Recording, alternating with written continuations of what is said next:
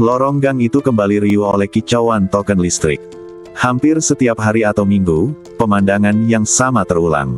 Rumah-rumah kontrakan kecil, berjajar hingga ke ujung, memperlihatkan lampu merah berkedip-kedip di meteran listriknya. Satu persatu penghuni keluar, wajah mereka menampilkan raut serupa, kelelahan, kebingungan, dan pasrah. Johnny berdiri di teras rumah kontrakannya. Driver ojol itu menghela napas panjang seraya menatap meteran yang kembali habis. Ah, cepat sekali habisnya, mana kontrakan belum bayar 3 bulan, lirih gumamnya, dengan tangan bertolak di pinggang. Ia menoleh ke sebelah, melihat Bambang bersama istrinya, berdiri menatap meteran mereka dengan ekspresi yang sama. Anak mereka, Nathan, yang masih bercelemok bubur pisang, hanya bisa menggaruk kepalanya yang bingung. Dari balik jendela, Yusril mengintip pemandangan itu. Senyum kecil terukir di wajahnya. Sudah kuduga, kita begini lagi, kondisi yang selalu berulang, siklus orang miskin, katanya lirih, sebelum akhirnya membuka pintu dan menyapa istri Bambang. Ibu, belum bayar token lagi, iya. Istri Bambang tersenyum pahit, bibirnya kedutan dan kemudian berkata, iya, nih. Kasihan si Nathan, lagi asyik nonton Upin Ipin malah mendadak berisik sama bunyi token. Sementara itu, satu persatu penghuni lain mulai bermunculan dari rumah mereka. Asrul, Boti, dan beberapa warga lainnya berdiri di depan rumah masing-masing, menatap meteran yang berbunyi serempak dengan kompak. Angin siang yang kering melintas di gang sempit itu, mengibaskan daster-daster dan rambut panjang yang tergerai. Di tengah kecanggungan itu, Johnny tersenyum kecil kepada Boti, yang kemudian tersenyum kepada Asrul, lalu berlanjut ke Yusril, hingga akhirnya Bambang, yang hanya bisa menundukkan kepala sambil menggaruk-garuk kelaminnya yang gatal. Di bawahnya, Nathan masih berusaha menjilat bubur yang tersangkut di pipinya. Bambang terkekeh pelan. Tiba-tiba, Nathan bersorak riang. Yeye, hore. Anak-anak lain pun segera berlarian ke jalan kecil di depan rumah mereka, bersorak gembira diiringi suara token yang berbunyi berirama seperti musik elektro. Mereka menari dengan polosnya, seakan-akan nyanyian token adalah festival yang selalu mereka nantikan. Istri Bambang yang awalnya merengut kini tersenyum, merangkul pinggang suaminya yang perutnya sudah melewati batas ideal dengan istilah umum, perut buncit. Yusril menepuk-nepuk tangannya kecil-kecil, serupa guru TK yang menyemangati anak-anaknya. Asrul hanya bisa menggeleng-geleng kepala, sementara Boti manggut-manggut. Namun, seiring waktu berlalu, keceriaan itu perlahan meredup. Angin yang tadinya bersahabat, kini membawa hawa murung yang menyusup ke wajah-wajah mereka. Boti kembali termenung. Asrul memandang kosong ke selokan air kecil yang hitam pekat. Yusril terduduk lemas, kedua tangannya berhenti menepuk. Bambang, yang masih menatap anak-anaknya, kini tak lagi tertarik menggaruk barang spesialnya. Istri Bambang mulai menitikkan air mata. Semalam ia telah menghitung sisa uang mereka, dan kini di hadapannya, meteran listrik yang berbunyi adalah simbol pengorbanan, antara membayar listrik atau membeli beras untuk besok. Kiacuan token terus berlanjut, semakin menusuk hati para penghuni gang itu. Hingga akhirnya, satu persatu, mereka melangkah ke meteran, menekan tombol 0 yang membuat bunyi itu berhenti sementara. Gang itu pun akhirnya senyap. Anak-anak kecil terdiam. Wajah mereka kecewa. Kami ingin mendengarnya lagi, seru salah satu anak. Namun, tak ada yang menyahut.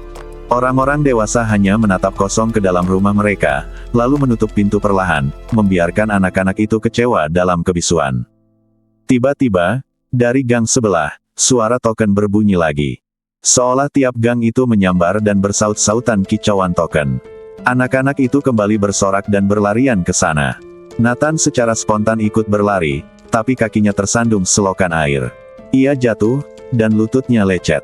Ia ingin menangis, namun melihat teman-temannya semakin jauh, ia segera bangkit, berlari mengejar mereka, tanpa peduli bahwa sandalnya tertinggal di dalam selokan air. Johnny, yang masih berdiri di teras, menyaksikan semuanya. Ia melihat Nathan jatuh, tetapi ia membiarkannya bangkit sendiri. Saat bocah itu menghilang di ujung gang, ia mendekati selokan, mengambil sandal kecil yang tertinggal, lalu meletakkannya di dekat sapu lidi rumah Bambang. Sambil tersenyum kecil, ia berbisik, bahkan bagi seorang anak, token yang bernyanyi pun adalah festival. Malam itu, gang kembali sunyi.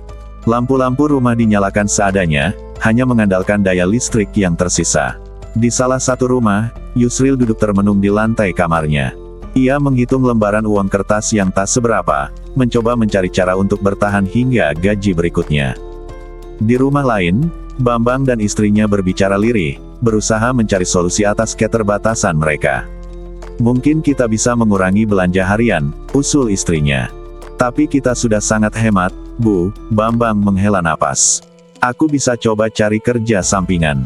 Sementara itu, Joni masih duduk di teras rumahnya.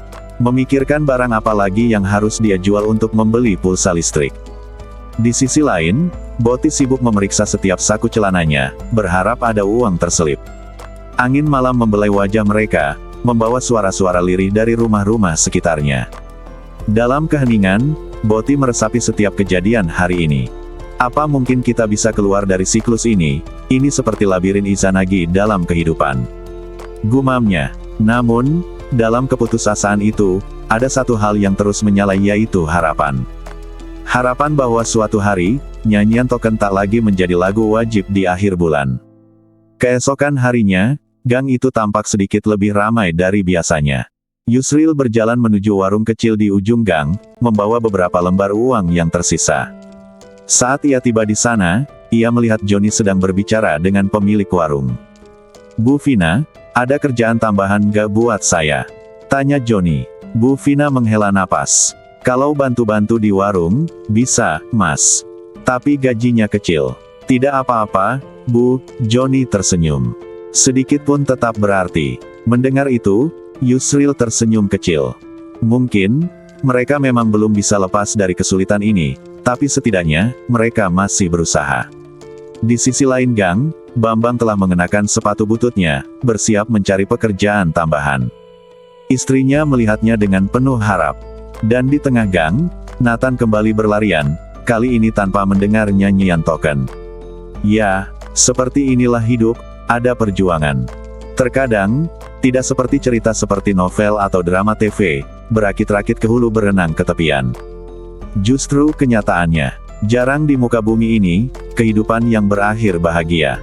Tetapi itulah ujian hidup, soal hasil itu bukan hak manusia, itulah takdir. Namun, sebagai makhluk ciptaan Tuhan, ikhtiar adalah kewajiban. Menjalani kewajiban dengan benar adalah cara terbaik. Sebagaimana sebuah kepastian, hidup ini hanyalah mampir mombe.